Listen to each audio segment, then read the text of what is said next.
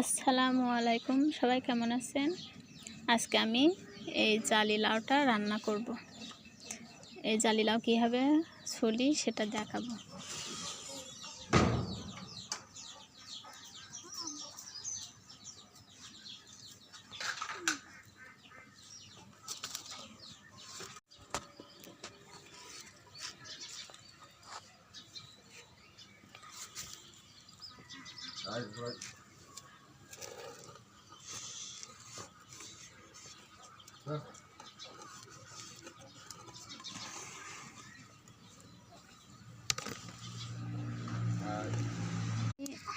এই লাউ রান্না করার জন্য এই মাছ ভাজি করে রাখিয়েছি। এই মশলা, জিরে বাটা, সরষা বাটা, ঝাল বেটে রাখিয়েছি, লবণ হলুদ সব রেডি।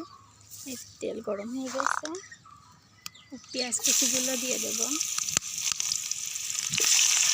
পেঁয়াজ কুচি দিয়ে দিয়েছি, মশলা দিয়ে অল্প রেখে দেবো।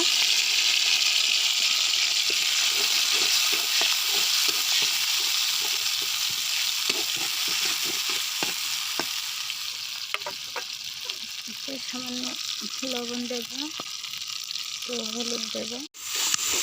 সেরা করা হয়ে গেছে, আমি ঢেলে দেব।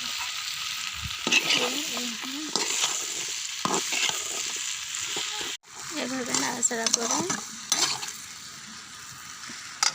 5 মিনিটের জন্য এভাবে ঢেকে রাখবো। 5 মিনিট পরে আবার আসছি। হয়ে গেছে আমার লাউ কষানো। আমি অল্প পানি দিয়ে দেব।